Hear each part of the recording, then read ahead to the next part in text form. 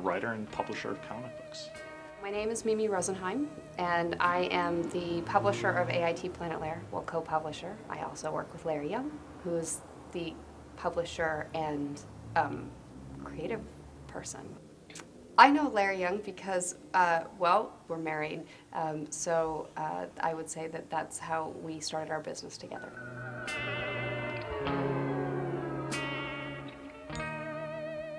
It's called AIT Planet Lair. AIT Planet Lair? AIT Planet Lair, which is one of the most ridiculous aggregate names for a company ever.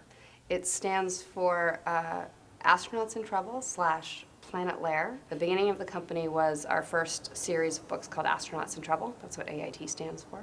When I was trying to get into comics, I did a review zine before websites were really a big deal.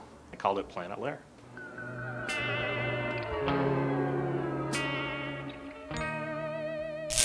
I was making medicines and vaccines for injection in a Class 100 clean room and wearing a little paper spacesuit. And if anything went wrong outside, we just had to sit there and try not to move or talk. And then one day I just started making up comic book stories in my head.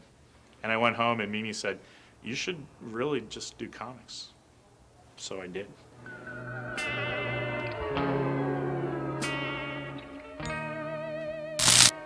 I don't know if you remember the Pathfinder mission to Mars, but Mimi and I went, Mimi Rosenheim, my wife and partner, I went to go watch the telemetry, I guess, from the Mars mission, the little Tonka truck that they landed on Mars, and right before it landed on the moon, on the surface of Mars, they had all the telemetry, but changed to a cool computer graphics thing, with the narrator saying, "As you know, of course, there are no cameras on Mars to record the event."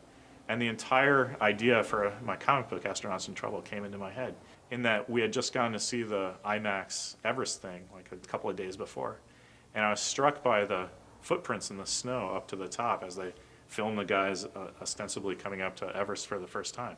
It just cracked me up because it's like, no, the cameraman got there first.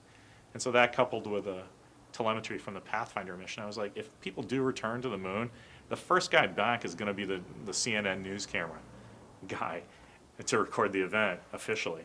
The story is the world's richest man goes to the moon and brings the Channel 7 news team with him.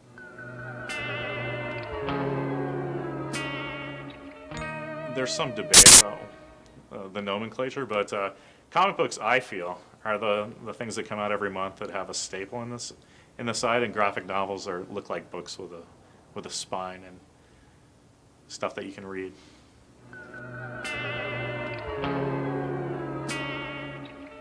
There's literally a different answer for that for every person who's ever submitted me something. Sometimes it's as easy as my friend Joe Casey's a respected writer. He did Superman and X-Men, and he's a friend of mine, and came up to me at a trade show and said, "I have a story for you. It takes place on the moon."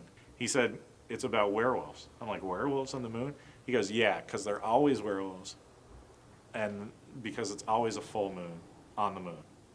And I went, okay. And I found him, because we were at this trade show, I found him an artist in an hour. And when we came home, we did the contracts. That's the easiest way to do it, is like, be my friend and pitch me something good and be a respected industry professional.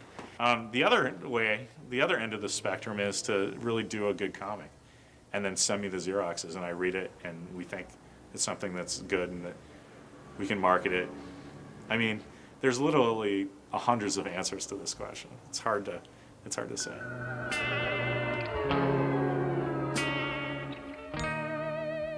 We're looking for things that really strike our fancy. You know, a lot of this is, a lot of the reason why the company works is that it's because it's things that we enjoy to read.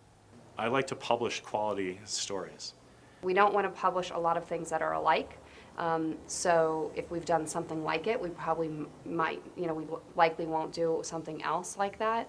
And also, we like to expand, you know, we like to expand what we've got. We've got everything from kids' books to, you know, very adult books. The thing that's neat about comics is you can tell any kind of story.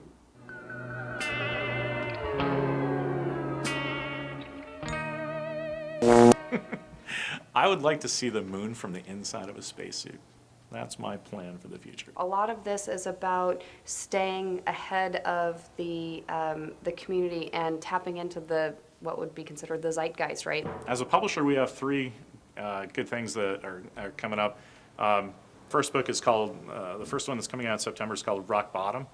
It's by Joe Casey and Charlie Adlard, who's actually the artist on the original Astronauts in Trouble stories. It's a story about a guy who's slowly turning into stone. And ordinarily, you'd think it might be a story like The Thing from Fantastic Four, but this is a guy who's literally turning into stone. It's a metaphor for any kind of, cancer or any kind of disease that you can think of and how it affects his family and his friends around him. It's pretty good.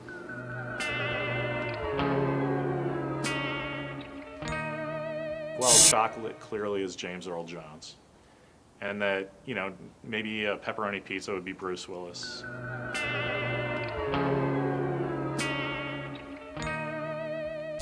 To get to the other side.